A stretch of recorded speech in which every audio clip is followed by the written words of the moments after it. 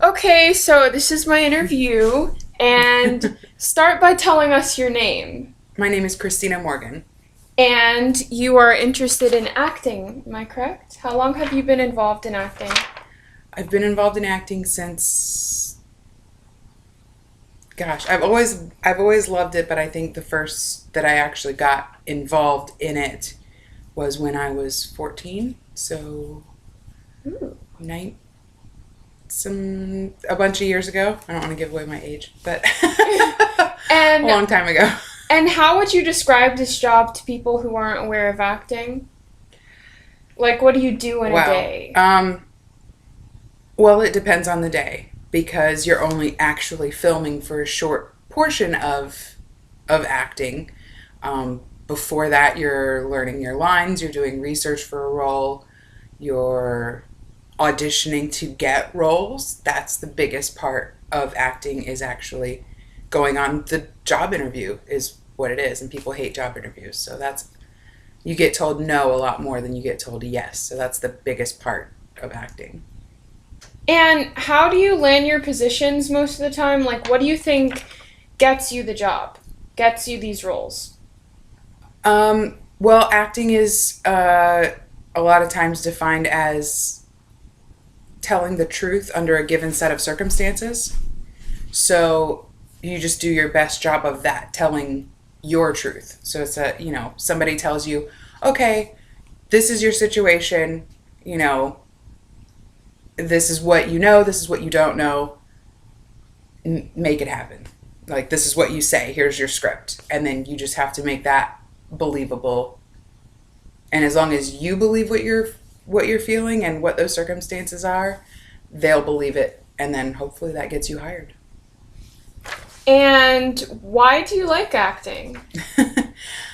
I like acting because you can do pretty much anything, especially with technology, what it is today, and special effects and all of that, and even before all the special effects. Just looking at like Star Wars, before you had all the computer generated stuff, like you still could be in space. You can do anything. Like you can be a nurse one day, be an astronaut the next day, be a teacher, be a firefighter. I mean, the sky's the limit.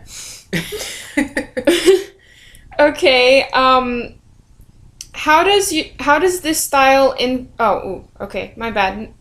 I was gonna the question here says, do you work in a team or independent? We clearly know the answer to that is in a team. It's a little of both, actually, Oh. because when you're on set, it's very much in a team because you have to be aware of, well, depending on what you're doing. If you're on stage, obviously you have other people on stage, you have lights, areas that you have to be in a specific spot at a specific time for the light to hit you just right. Same thing with on camera. You have to know where the camera is. You have to know where your other actor is, if there's another actor. But then at the same time, a lot of the preparation and auditioning and networking and all of that stuff is very much independent because not everybody has an agent, and even if you do, that agent has maybe 20 or 30 other actors that they're trying to get work for as well. So if you aren't doing your part to make sure that they're doing their best for you, then you might not, you could get overlooked. So it is very much a little bit of both. Like in front of the screen and on set, it's absolutely a team sport, but there's a lot of work that goes into it before that if you aren't doing the work yourself for yourself, nobody's going to do it for you. So Yeah.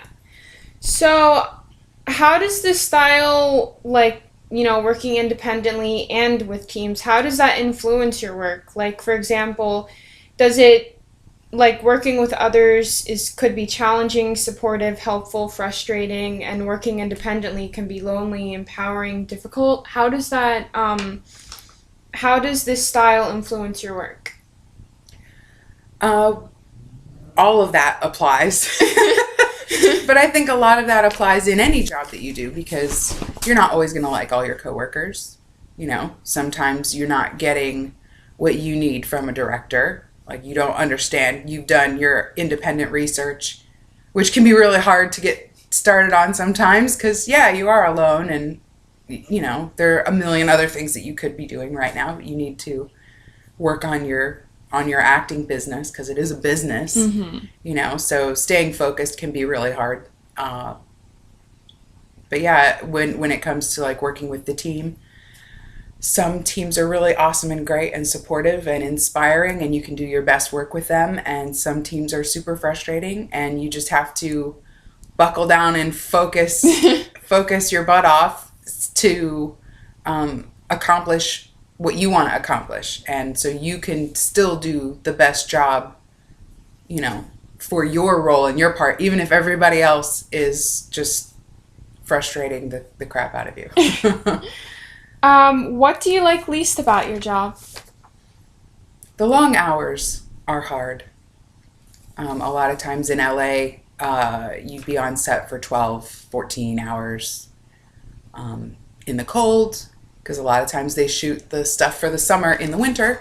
So you're wearing a bathing suit in January, and that's not fun. And the same thing can be said the opposite, where they shoot Christmas commercials and things in the summertime. So you're sweating in a big wool sweater because it's 100 degrees outside. But that's what it is. So. And was this your college major? No, not exactly. But you studied it? I studied media production, which is all the behind the camera stuff. So how to shoot things, how to do the camera, how to edit them together, the lighting, the sound, all of that I went to college for. I did minor in theater, which is more of the performance-based stuff. So yes and no. My degree is not directly related, but it is in the same field. Okay. And describe your career path to this current job. Okay, so my current job, I am trying to get back into what my degree is as an editor in post-production. I did do acting. I do acting more as a hobby now. I did pursue it more as a career when I lived in Los Angeles. I was in Los Angeles for 5 years, and I did pursue it a little bit when I came back to Florida, but it is completely different trying to be an actor in Orlando versus Los Angeles. Some things are the same and some things are very different. So more than anything, acting and just being in the production industry can take a lot of time. Like I said, 12, 14-hour days sometimes, just kind of depends on the job. So it does take a lot of your time. And more than anything, I wanted to have a family. So what's more important is kind of what it comes down to.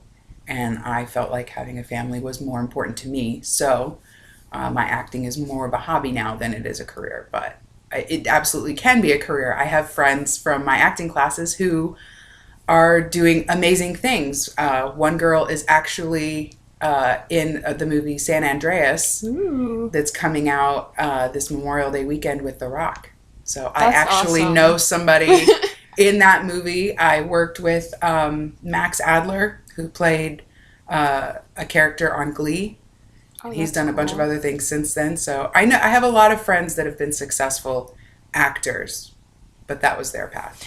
Now, that brings me to my next question. Where is the best area to live? Do you think it really does depend on where you live, meaning the kind of jobs you'll get, how successful you are really depends on where you live? Yes.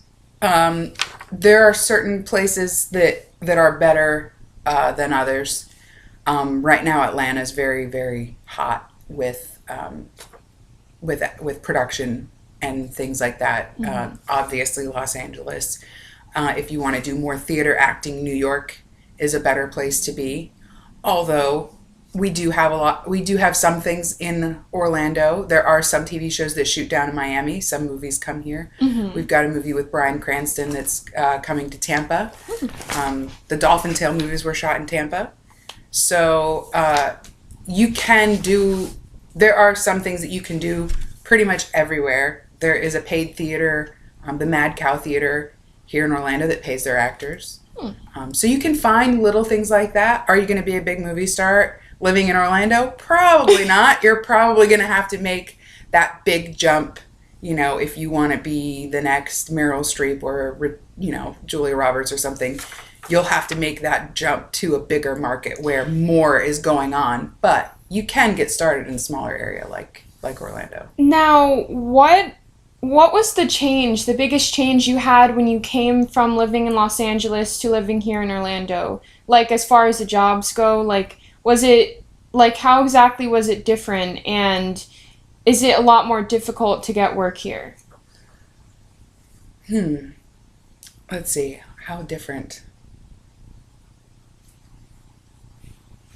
I'd say there's still a lot of competition here in Orlando.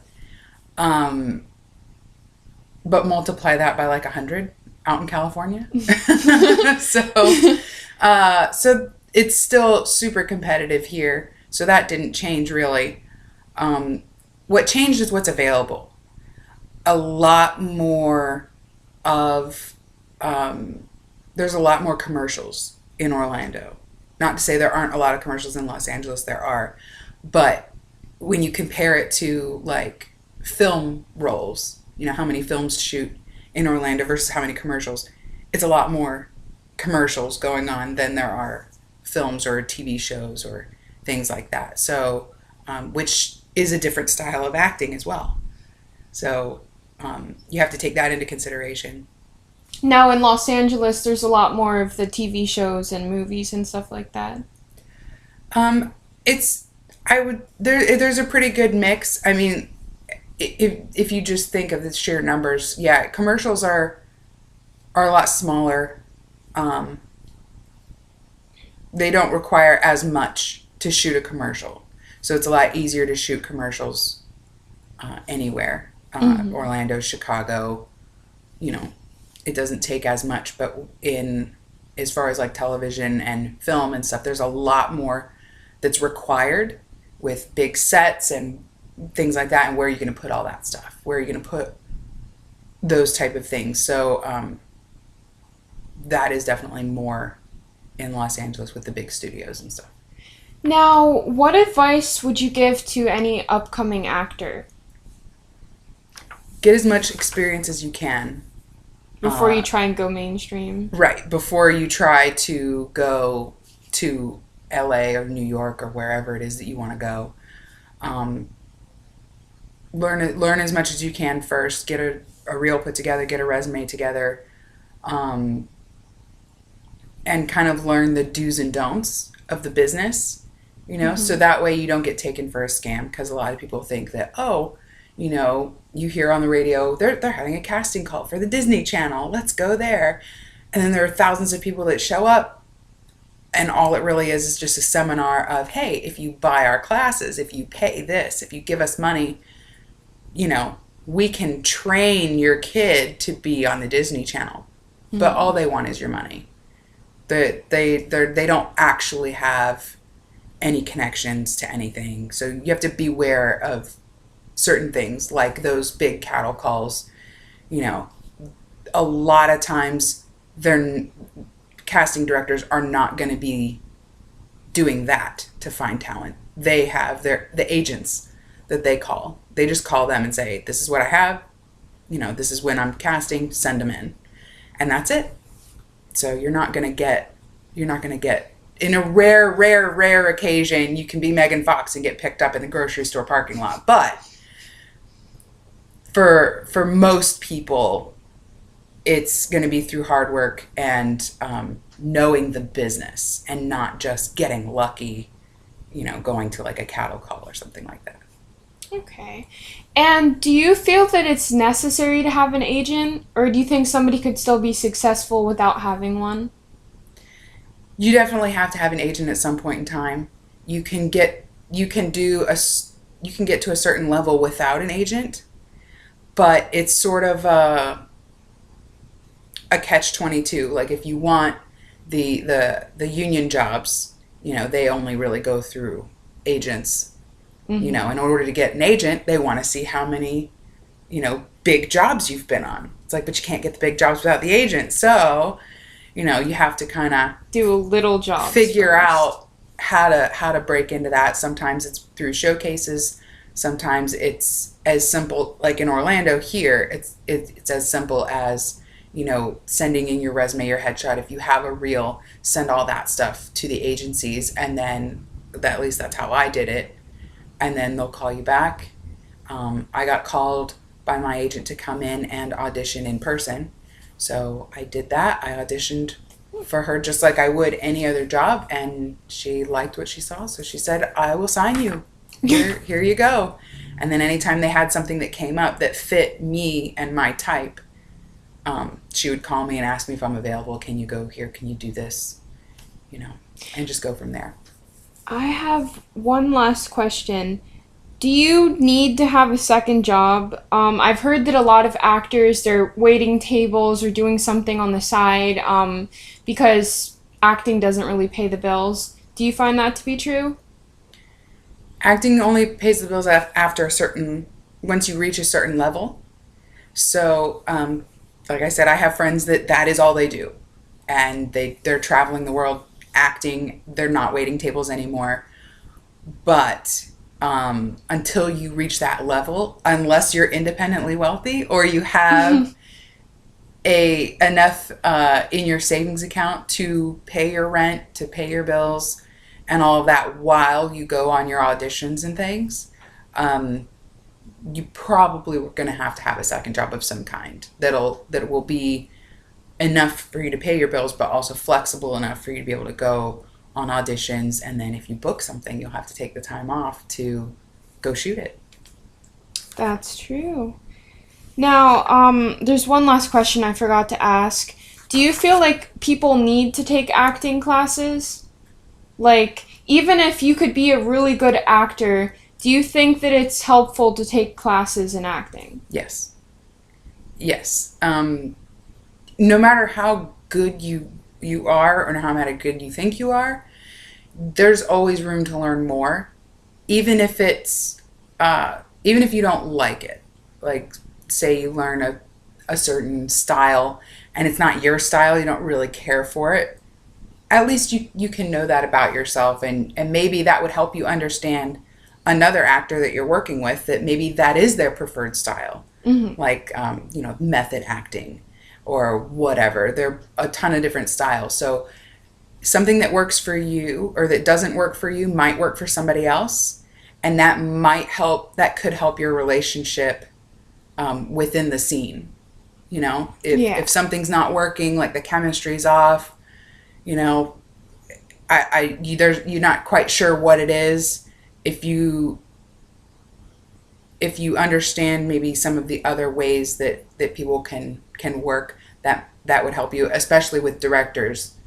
If you're a director, just understanding how the actor's brain works a little bit can help you to bridge that gap and help communication, if any of that makes any sense. That makes sense. Awesome. Well, that was all the questions that I have. And thank you for doing this interview with me. Bye!